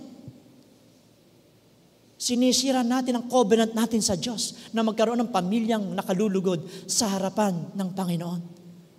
Pasensyahan niyo na po ako at huwag kayong ma-open. Ito ay turo ng kalooban ng Diyos. At kung ano ang tama at nakalulugod, yun po ang aking tuturo. Amen po ba? Simulan natin yung tamang pamumuhay na Kristiyanong pamilya sa harapan ng Diyos. Kung gusto natin pumasok ang mga blessings upon blessings sa ating mga tahanan, mabuhay tayo sa prinsipyo ng Biblia. Amen po ba? Ano sabi ng Aklat ng Kawikaan, chapter 3, verse 33? Ang sumpa ng Diyos ay nasa bahay ng masama. Ngunit pinagpapala niya ang tahanan ng mga taong matuwid. And I believe, alam ko po, lahat tayo, gusto natin, pasukin tayo ng mga pagpapala ng Diyos sa ating mga tahanan. Amen po ba? Ngayon, ang sikreto, gawin natin sa bawat area ng ating tahanan. Prinsipyo ng ating pamumuhay, ang salita ng Diyos at ang prinsipyo ng Biblia ang ating ipamuhay. Amen po ba? Praise God. Huwag tayo makiayon. Kaya pala sabi ni Pablo sa Romans chapter 12, huwag tayo makiayon sa takbo ng mundong ito. Bakit?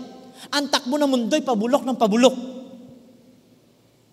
Tingnan nyo nga, ang pag-aasawa ng 3, 4, okay lang sa kanila. Pero sa salita ng Diyos, against yun.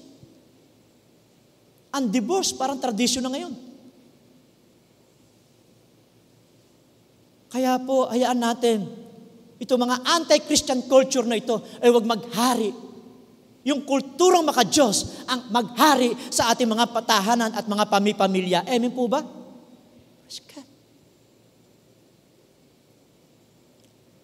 Ngayon po, ano yung characteristic of Christian families? Malapit na magtapos. Ano daw po yung mga katangian na dapat nakikita sa isang Kristiyanong sambahayan? Number 1, joy. Not chicken joy. Joy. Kagalakan. Iba po ang joy sa happiness. Yung happiness, resulta na nangyari. Pag maganda nangyari, masaya ka. Pag pangit na nangyari, malungkot ka. Pero yung joy, kapag naghahari sa tahanan ng isang Kristiyano, pamilya, may nawala man, may kagalakan pa rin siya galing sa Diyos. Yun po ang joy. Nawalan man ng trabaho ang asawang lalaki, may joy ka pa rin galing sa Diyos. Iba po yung happiness kumpara sa joy. At dapat po, sa ating mga Kristiyanong sambahayan, makita lagi yung kagalakan na nanggagaling sa Panginoon. Pangalawang karakteristik ng isang Kristiyanong sambahayan, orderliness. Yung kaayusan. Kaya ulitin ko, dapat po ang mga magulang, nire-review natin yung mga patakaran natin sa loob ng tahanan. Kung ano yung allowed at not allowed. Panindigan natin to bilang magulang kung gusto mong umayos ang ating sambahayan. Kaya po, doon pumapasok yung orderliness, yung kaayusan. Sa lahat ng bagay, dapat nasa tama. Pag mali, dapat hindi tanggapin. I-review natin ang lahat ng allowed at not allowed sa loob ng ating mga pamilya. Letter C na characteristic ng Christian families. Letter C, grace. Ano yung grace? Dapat po sa loob ng tahanan, yung grace o yung biyaya, ang lahat ng miyembro nakakaramdam ng comfort. Komportable ka. Ang masakit, may mga anak, hindi nakakaramdam ng comfort sa loob ng tahanan at nakakaranas pa sila ng comfort sa labasan, kaya napapariwara. Pag sinabing grace, dapat nagahari yung comfort spirit sa loob ng pamilya. Ano pa po? Yung rest. Ano yung pamamahinga? Yung payapang, yung merong kakapahingahan. Magulo sa labasan, magulo pa rin sa loob. Wala ka ng kapahingahan. Dapat po sa loob ng pamilya, under grace of God, meron tayong kapayapaan ng puso, may kapahinga ng ating kaluluwa. Amen po ba? At under grace, dapat po merong healing sa loob ng pamilya. Kung merong nagkaroon ng hindi pagkakaunawaan, nasugatan, dapat po may miyembro ng pamilya ang nagiging way ng Panginoon para pagalingin ang kanyang nasugatang puso. Yun po ang grace. Merong comfort, merong rest, kapahinga ng kaluluwa at espiritu, merong healing. Pag may mga nasugatan sa loob ng pamilya, dapat po merong miyembro ng pamilya ang gagawin na magpahilom sa sugat ng kanyang kapwa-miyembro. Letter D na karakteristik ng isang Kristiyanong pamilya, service. Ano yung service? Paglilingkod. Tulad ng ating mga nakita kanina, yung mga role ng ating mga bawat miyembro ng pamilya, gawin natin yung ating paglilingkod sa loob ng tahanan para hindi magulo. Ay ang masakit, ang lahat ng gawain sa bahay, puro sa nanay. Ang mga anak, nandun sa kwarto, panay ang computer, panay ang games. Kaya nagugulo. Pag sinabing service, ang lahat ay ginagawa ang kanyang mga tungkulin. Amen po ba? Bilang paglilingkod sa lahat ng miyembro. Sabi rito, yun daw pong service, acts of kindness. Pag ginagawa mo yung paglilingkod sa loob ng pamilya, ito daw yung pagpapakita ng kabutihan, kabaitan. Acts of respect. Pag ginagawa mo yung tungkulin mo, nire-respeto mo ang isa't isa. Humility. Kapag nagseservisyo ka sa loob ng tahanan, nagpapakita ng kapakumbabaan. And last, nagkakaroon ng love. Kapag yung service o yung paglilingkod sa isa't isa sa loob ng tahanan ay nangyayari, nagpapakita ka ng tunay na pagmamahal sa loob ng pamilya. Service. Alam niyo, yung paglilingkod sa loob ng tahanan, mga kapatid, kapag nagagawa natin mga role, yung pinapaka-sacred sa harap ng Diyos. At kapag ito'y nakatanim sa puso mo, yung mga misis na naglalaba, tandaan ninyo, mamahalin nyo maglaba. Kasi alam mong ginagawa mo yung para sa Diyos at hindi lamang sa pamilya mo. Amen po ba? Yung mga anak na laging inuutusan, kapag naisip mo na napaka-sacred ng tungkulin mo sa pamilya, hindi ka maaasar pag inutusan ka. Kasi alam mo na yung pagsunod sa magulang ay kalooban ng Diyos. Last, spiritual discipline. Nawa, makita sa ating katangian ng isang pamilyang Kristiyano, meron tayong spiritual discipline. Ano yung spiritual discipline? Nagkakaroon tayo ng pag-aaral ng salita ng Diyos sa loob ng tahanan. Kaya sinasabi ni Pastora Ani, yung family devotion, family altar, ang mga kanya-kanyang pamilya na merong oras ng pagbabible study, nagpe-prayer sila sa isa't isa. Napakaganda pong makita sa loob ng pamilya. Amen po ba? Ano pa po? Nagkakaroon ng panalanginan sa isa't isa bilang spiritual discipline sa loob ng tahanan. Nagkakaroon tayo ng family prayer. Meditating of God's Word. Nagbubulay-bulay tayo ng salita ng Diyos. At nagkakaroon ka ng oras para makipagniig sa Panginoon. Kapag yun po nakita ng Diyos sa ating tahanan, hindi makakakilos ang gawa ng demonyo. Amen po ba? Kaya yung kaayusan at pagkawasak ng ating pamilya, nasa ating mga kamay. Tayo ang pipili. Gusto mo na magulong pamilya? Huwag mo sundin yung prinsipyo ng Biblia. Pero gusto mo na mapagpala, maayos, masagana at tahimik na pamilya, gawin mo yung prinsipyo na itinuturo ng salita ng Diyos. Amen po ba? Kaya mga magulang at kapatid, tandaan natin, tayo rin ang pipili kung anong pamilya ang ating binubuo. Binubuo mo ang pamilya mo sa pamamagitan ng lamang ng lakas mo at talento mo, makikita mo, hindi ito eternal, hindi ito forever.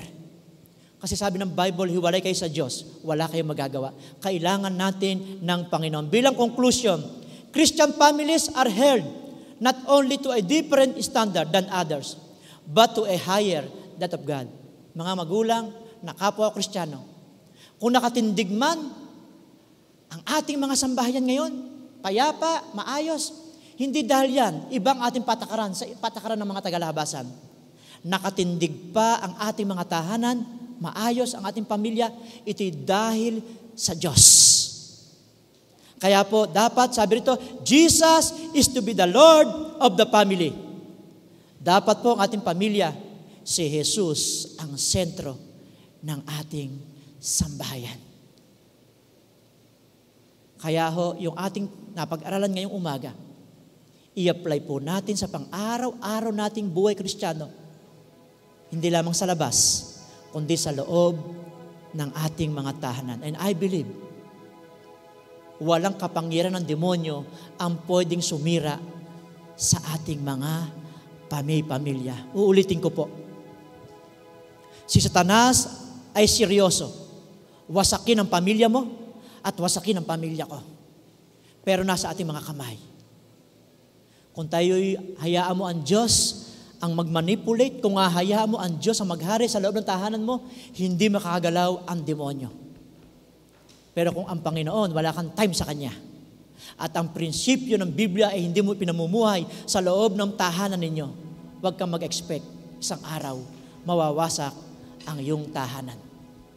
Tandaan natin mga kapatid, walang ibang dapat na safety place ang ating maranasan kundi sa ating sambahayan.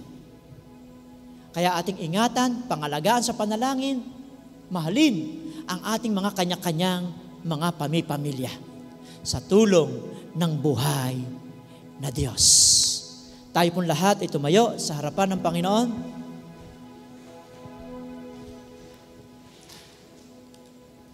Bago tayo mag-pray, ilang beses ko na po nasaksihan. Ang asawang babae, pinalalayas ang kanyang mister. Ilang beses na po ako nakasaksi ng ganyang senaryo. Ang misis, pinalalayas ang irresponsableng asawang lalaki. At sa senaryong yung umiyak ang mga anak habang umaalis ang kanilang ama. Napakabigat sa puso. Ang misis, galit na galit, pinapalayas ang kanyang mister na irresponsable. Mga kapatid, na kapwa ko Kristiyano, hindi ito ang disenyo ng Panginoon sa ating sambahayan. Ang disenyo ng Panginoon ay mapayapa, nagmamahalan, nagkakaisa, nang patatawaran sa loob ng sambahayan. At mangyayari lamang ito kung si Jesus ay ating iluluklok at itatanghal sa ating mga sambahayan. Sabi ng aklat ng awit, 127 verse 1, yung ating binasa, malibang si Yahweh ang nagtatag ng tahanan o ng pamilya. Ang pagpapagal nung nagtayo ay nauuwi sa wala. Totoo po yun. Hindi mo kayang itatag ng maayos ang iyong sambahayan o pamilya kung wala ang tulong ng Panginoon. Kailangan mo ng Diyos. Anyayahan mo siya sa pamilya mo, sa iyong personal na buhay maghari. At kapag ang Espiritu ng Diyos ang naghahari sa pamilya o sa tahanan, magkakaroon ito ng masaya, mapayapa, masagana, at tahimik na sambahayan. Tayong lahat ay pumigit, yumuko po tayo, ating awitin, Sister Melody, Jesus, we enthrone you. We proclaim you are King. Jesus, we enthrone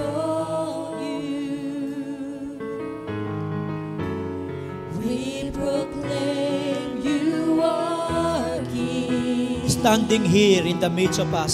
Standing here in the midst of us, we raise you up with our praise. Once again, Jesus, Jesus, we enthrone you. We proclaim you are King. We proclaim you are King. Standing here in the midst of us, we raise you up with our Tayo po'y magtaas ng kamay sa Panginoon bilang pagsamba.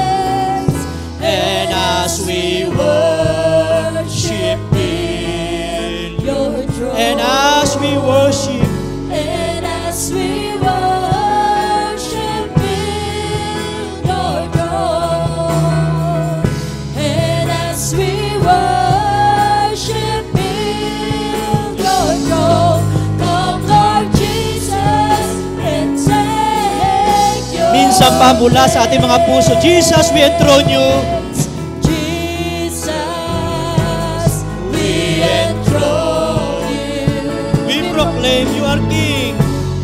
We proclaim you are King. Standing here in the midst of us. Standing here in the midst of us. We raise you up with our praise. We raise you up with our praise. Sabay-sabay po tayo.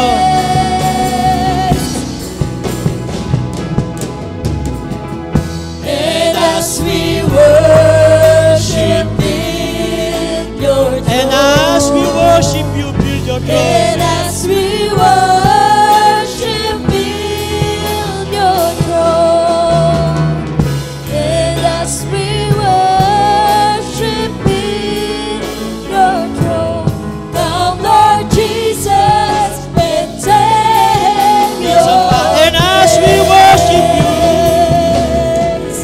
And as we worship in your throne, and as we worship in your throne, and as we worship in your throne, come Lord Jesus and take your place.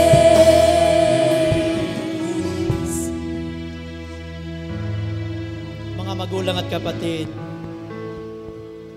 ulitin ko po. Seryoso po ang demonyo wasakin ang ating pamilya. Sapagat nagpunta si Satanas sa lupa upang pumatay, magnakaw at magwasak ng buhay. Huwag niyong hayaan ang ating mga pamilya iwasakin ni Satanas. Sa umagang ito, anyayahan at tulad ng awit na yon, iluklok natin sa sentro ng ating sambahayan ang Panginoong Hesus na may kapangyarihang mag-ingat ng ating mga pamilya. Imbitahan natin sa ating mga personal na buhay, imbitahan natin sa ating mga tahanan ang presensya ng buhay na Diyos. At ako'y naniniwala, kapag si Jesus ang naghahari ng ating mga tahanan, si Satanas man ay hindi kayang sirain at wasakin ang ating mga pamilya. Napakasakit maghiwalay ang mag-asawa. Ang mga anak talagang naapektuhan kapag ang mag-asawi naghihiwalay. Mga magulang at kapwa ko may asawa ngayong umaga, hayaan natin si Jesus ang maging sentro ng ating buhay marriage. Mga tatay na narito, hayaan mo ang Panginoon itulungan kanya. Bilang head ng pamilya, magampanan mo ang pagiging pinuno bilang ulo ng tahanan na iyong kinabibilangan. At magagawa mo lamang yon, tatay o magulang na narito, kung si Jesus ang siyang nangunguna sa buhay mo. Pwede po bang habang tayo nakapikit na kayo ko, sumunod lang kayo sa maikling panalangin ito, sabihin niyo, Panginoong Hesus, Panginoong Jesus, patuloy kong kinikilala, Patuloy kong kinikilala. wala po akong magagawa Wala po akong magagawa sa aking buhay na ito. sa aking buhay na Malibang samahan niyo po ako. malibang samahan niyo Sa umaga pong ito, sa umaga po. patuloy kitang inaanyayahan, Patuloy kitang iniimbitahan iniimbitahan sa aking puso. sa aking puso. Pumasok ka sa aking puso. Pumasok ka sa At magmula sa umagang ito, magmula sa umaga. pangunahan niyo po ako. Pangunahan niyo po ako. Tinatanggap po kita Tinatanggap po bilang kita Panginoon, bilang Panginoon. bilang tagapagligtas, bilang tagapagligtas. Hari Hari at Diyos at Diyos ng aking personal na buhay. ng aking personal. Patuloy mo isulat ang aking pangalan Patuloy mong isulat ang sa aklat aking ng pangalan buhay. sa aklat ng buhay. Diyan po sa kalangitan. Diyan po sa kalangitan. At kung dumating ang aking kamatayan, Kung dumating ang aking kamatayan, hindi ako matatakot. Hindi ako matatakot. Sapagkat alam ko po, Sapagkat alam ko po, papasok po ako sa iyong kaharian. pasok po ako sa inyong kasama. Panginoong Jesus, pangunahan niyo po ako. Panginoong Jesus, At maging pangunahan niyo po mabuting ako. miyembro po ako At maging mabuting ng miyembro po aking ako pamilya ng aking pamilya sa ikaluluwalhati sa ikaluluwalhati ng iyong banal na ng pangalan. iyong banal na pangalan. Ito po aking samot Ito dalangin po ang aking samot na may dalangin pasasalamat na may pasasalamat sa pangalan ni Kristo Jesus. pangalan ni Kristo Jesus. Ako na lang po magpe-pray, Panginoon, dalangin ko po. Pwede po magtaas ng kamay yung mga ama, yung mga tatay, nakapa ko ama ng tahanan ngayong umaga. Panginoon, kitang-kita niyo po mga nakataas na kamay ng iyong mga anak na lalaki, na asawang lalaki, Panginoon. Habang nakataas po kalang kamay, saklolohan niyo po sila. Hipuin niyo po kalang mga buhay. Kung meron mga tatay dito naguguluhan, bigyan mo ng kapayapaan. Kung may mga tatay na nangihina ang kalooban, palakasin mo sila. Bigyan mo sila ng dobling pag-asa. Lingapin niyo po sila, Ama. Sapat alam po namin, napakalaki ng responsibilidad ng isang tatay sa tahanan. Palakasin mo sila ng iyong espiritu. Aliwin mo sila ng iyong mga salita ngayong umaga. Kung meron na de-depress o na-stress na mga tatay, lingapin mo sila ng iyong espiritu mo, Panginoon. Kupkupin mo sila. At ang kalakasang kaaliwang nang gagaling sa banal na Diyos ang maghari sa bawat tatay. I-bless mo ang bawat ginagawa ng kanilang mga palad. Kung merong mga tatay na wala ng trabaho, muli mo silang bigyan ng trabaho na magbibigay ng parangal sa iyo, Panginoon, at magsusupply ng kanilang ng pangangailangan ng kanyang sambahayan. Panginoon, kayo may sabi, Panginoon, ang buong daigdig na ito, kayo may-ari. Kaya kung may mga nawalan ng trabaho, bigyan mo yung mga tatay na naghahanap ng trabaho sa pangalan ni Jesus. At maranasan lang favor ng Diyos at ang favor ng tao, Panginoon. Ingatan mo ang kanilang mga buhay at maging mabuting halimbawa sila bilang ama, bilang asawa sa bawat tahanan na kanilang nire-represent, o Panginoon. Panginoon, kung merong nanonood sa Facebook live na ito ng mga tatay, tugunin mo sila, katagpuin mo sila, lingapin niyo po sila, Panginoon.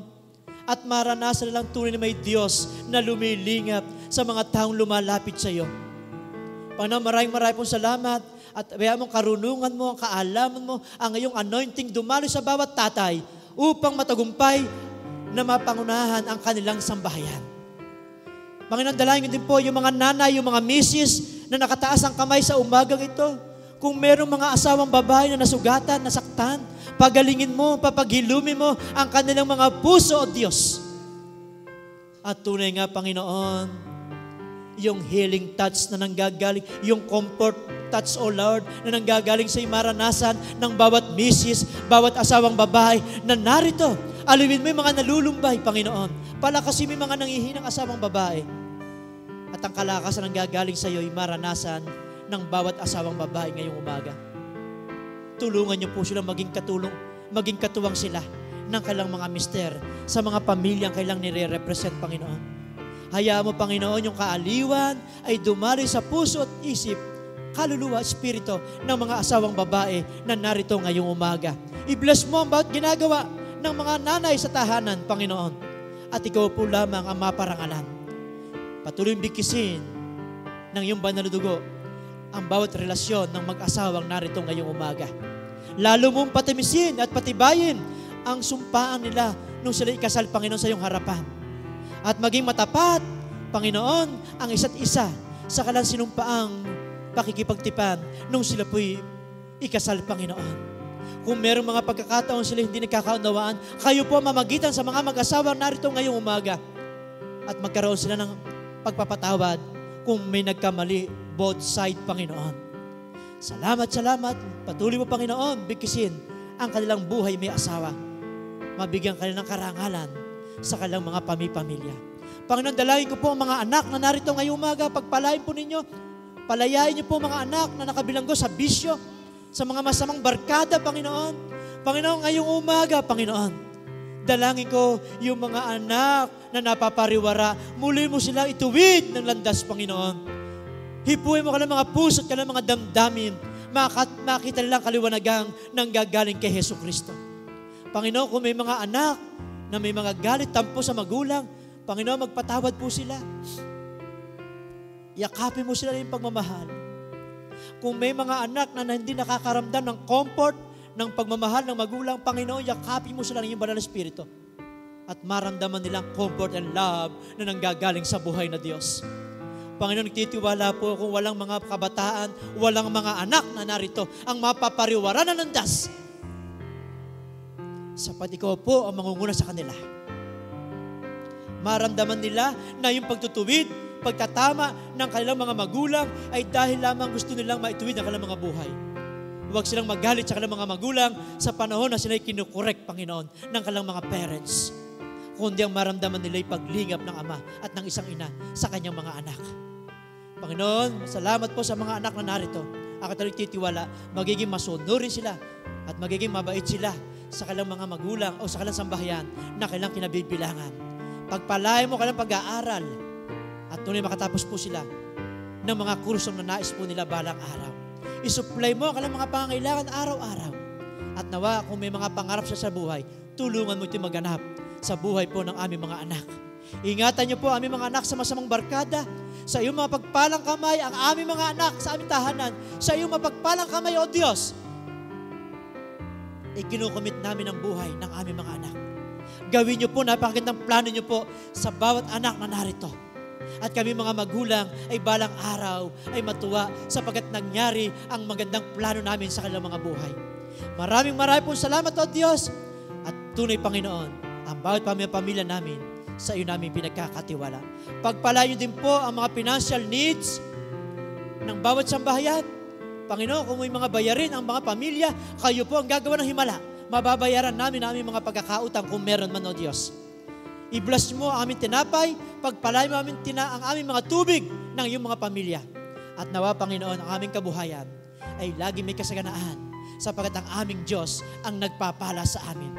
Kung may mga negosyo kami, pagpalain mo, O Diyos, balutan mo na yung baludugo aming mga negosyo, aming mga business, at tunay nga po sa mga source of income na ito, kayo po, O Diyos, ang maparangalan. Maraming pong salamat. At ang aming mga pamilya tahanan ay patuloy namin pinakukuberan sa iyo ng iyong banal na dugo. Maraming pong salamat, Panginoon. Maingat ko pong ibinabalik ang lahat ng papuri, parangal at pasasalamat. Sa pangalan ni Kristo Jesus, ang lahat ay magsabi ng Amen and Amen. God bless you all. Amen. Sabihin nyo nga, we are blessed. Tayo po lahat ay blessed. Bakit po? Kasi po, karamihan po o halos lahat ng tao sa loob ng templo ng JIL Patag is faithful tithers and givers. Amen. Sabihin nyo nga, I am a faithful tithers. Bakit po? Yun po yung sinasabi sa Acts 20 verse 35, it is more blessed to give than to receive. Lahat po ng naiintindihan ng salita ng Diyos at natuto na magbigay ng kanilang tithes and offerings sa ating Panginoon, yan po ang pamilya talaga na talagang hindi pinababayaan ng Diyos. Nung nasubukan nila ang ating Panginoon, ibinigay nila ang kanilang tithes and offering, hindi po sila nagkulang.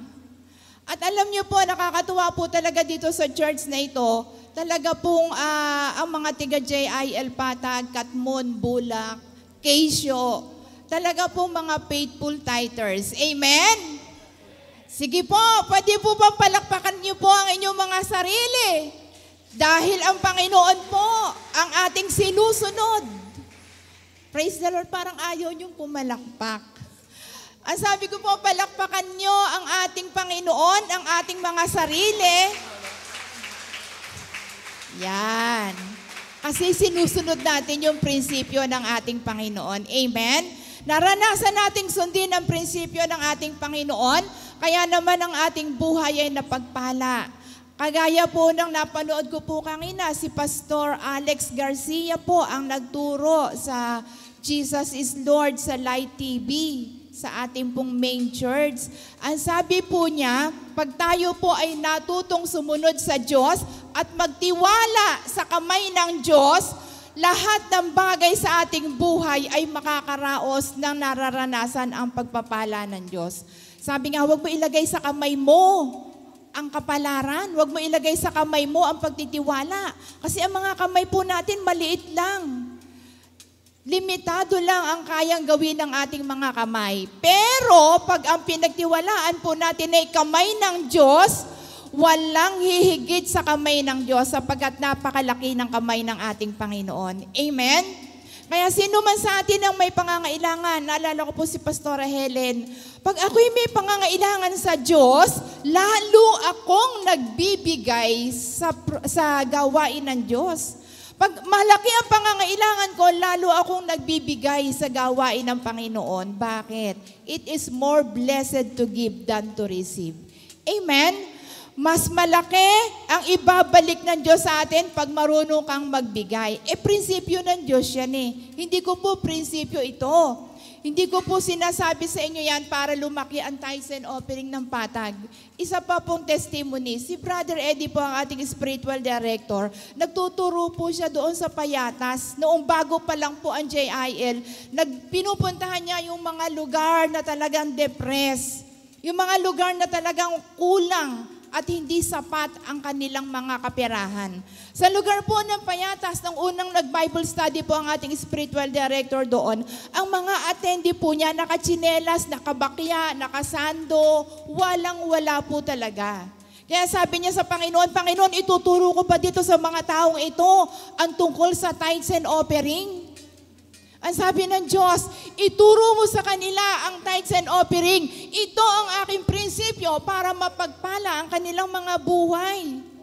Amen, hindi kailangan ng Diyos ang pera natin eh. Pero ang prinsipyo ng Diyos, magbigay ka at ikaw ay bibigyan. Ang prinsipyo ng Diyos, it is more blessed to give than to receive. Kaya alam niyo po, yung mga tigapayata sa Bible study ni Brother Eddie doon, mula sa bakya at tsinelas, nung nagturo ang ating spiritual director ng tithes and offering, hindi na sila nakabakya at nakatsinelas nung umatin.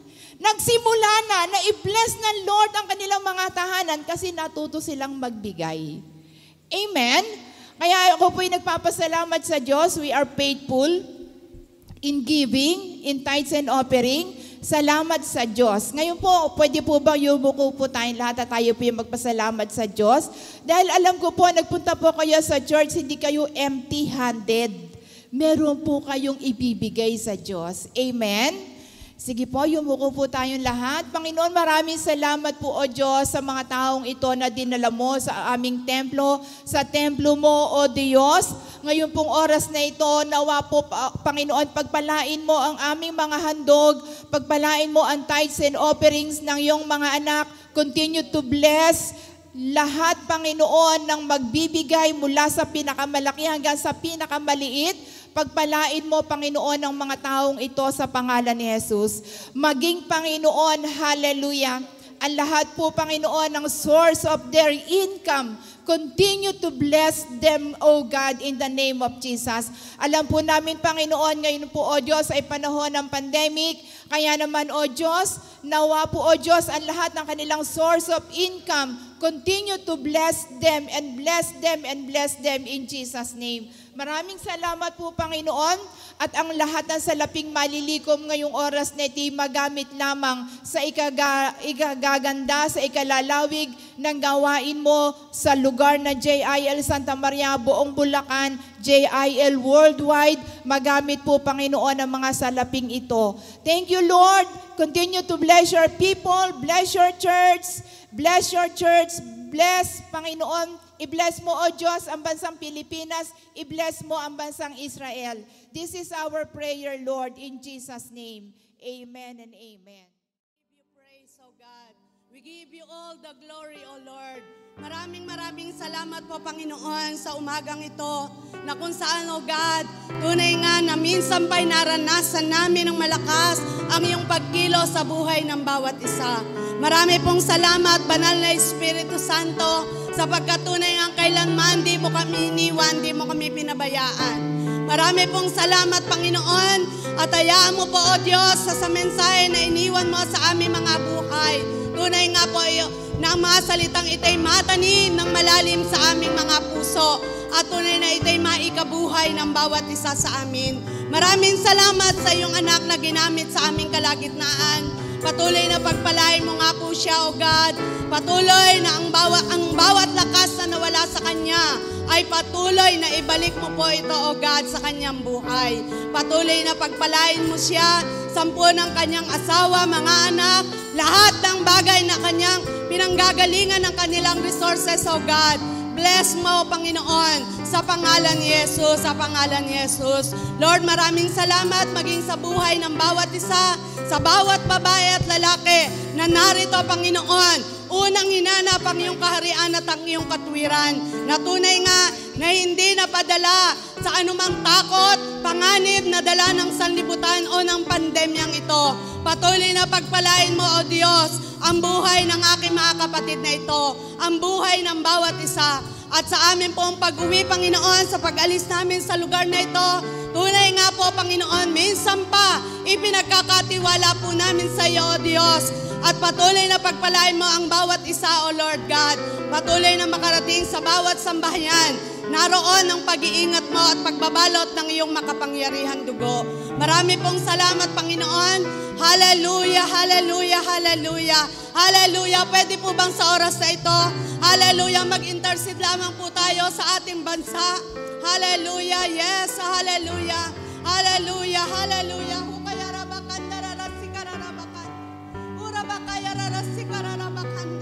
Oh, hallelujah, hallelujah, hallelujah. Yes, oh Lord, hallelujah. Narito ang iyong mga anak, Panginoon. Sabi mo nga po sa iyong salita, 1 o 2 na nagkakatipon sa iyong pangalan, tunay ngang ikaw ay dumaroon sa aming kalagitnaan. Sa oras pong ito, Panginoon, higit kami sa 3, Lord God, at nananampalataya po kami, O Diyos, na patuloy na dirinig mo ang panalangin ng iyong mga anak. Sama-sama po namin itinataas ang aming bansang Pilipinas. Hallelujah, yes. Oh, hallelujah. Patuloy mo pong balutan na iyong makapangyarihan dugo ang nag-iisang bansang ito, oh Lord God. Hallelujah, na malapit sa iyong puso. Patuloy na ikaw, O Diyos, hallelujah, ang manguna sa bansang Pilipinas. Patuloy po namin pinagkakatiwala sa iyo, Lord. Hallelujah, na tunay nga po na walang anumang COVID variant na makaka-apekto pa sa bansang ito sa pangalan ni Jesus. Sa pangalan ni Jesus, anuman ang tinatangka ng kaaway, anumang virus, anumang pandemic na naisilagay ng kaaway sa bansang ito, ngayon pa lamang po, O Diyos, sama-sama po namin sinasalag anumang plano at gawa ng kaaway na yon sa aming bansang Pilipinas, sa pangalan ni Jesus, sa pangalan ni Jesus. Even Lord, hallelujah, maging sa Bulacan, Panginoon, nasabi nga po na may mga nagiging positive, O Lord God, sa COVID. Hallelujah, sa oras pong ito, hindi po namin pinaniniwalaan ang mga balitang iyon. Bagkos, O Diyos, ginagabos sa tinatalian namin ang makapangyarihang dugo mo, Panginoon. Ang mga virus na ito dito sa lalawigan ng Bulacan, sa pangalan ni Jesus, sa pangalan ni Jesus. Hallelujah, thank you, Lord. Salamat po sa iyong kabanal-banalang dugo na tunay nga inaangkin namin, O Diyos, ng bawat entry point, exit point, Panginoon, dito sa Bulacan ay balot ng iyong makapangyarihan dugo sa pangalan ni Jesus. Even, Lord, sa bayan ng Santa Maria, O Lord God, sa buong 24 na barangay ng Santa Maria, we proclaim, we decree and we proclaim that Jesus is Lord over Santa Maria.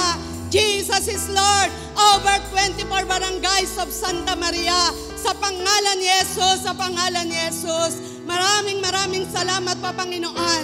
Hallelujah. At maging ang mga mamamayan dito sa bayan ng Santa Maria, we believe, O Lord God, na tunay nga po, O Lord, hallelujah, patuloy kaming makakadako sa lugar na kung saan, O Lord, kami sasamba sa iyo dahil idinideklara namin na si Jesus ang Panginoon ng aming mga buhay, na lagi kami, Panginoon, na magiging safe and sound in the mighty name of Jesus.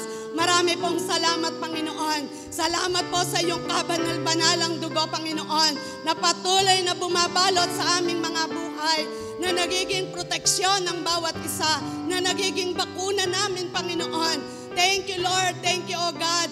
Hallelujah. At nananampalataya po ba kami, Panginoon, na patuloy at patuloy na magdadako ka ng mga maraming kaluluwa, babae, lalaki, Panginoon, sa lugar na ito na kung saan kami po hindi mahahadlangan ng anumang pandemic. Kami patuloy makikita mo, Panginoon, na narito ang iyong mga anak na magpapatuloy na sasamba, itataas ang iyong dakilang pangalan sa lugar na ito. Marami pong salamat, Panginoon. Hallelujah. Thank you, Lord. Thank you, O God. We proclaim, O Lord Jesus, hallelujah, at inaangkin po namin, Panginoon, na tunay nga po, O Diyos, sa bawat araw, sa bawat sandali ng aming mga buhay, patuloy na pagtatagumpayin mo ang iyong mga anak. Marami pong salamat, Panginoon, at ganoon din po, O Diyos, sa buong maghapong ito, ano pa man po ang gagawin ng iyong mga anak, O God, Lord, pakasamahan mo po, O Diyos, ang buhay ng bawat isa.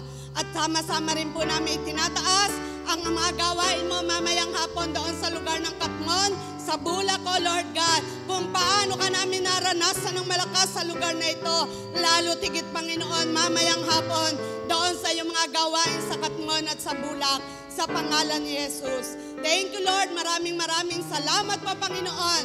At tunay nga, O Diyos, minsan pa, O Lord, hallelujah, ibinabalik po namin sa iyo ang pinakamataas sa papuri, kalwalatian at karangalan sa pangalan ni Jesus. Amen and amen. God bless you all.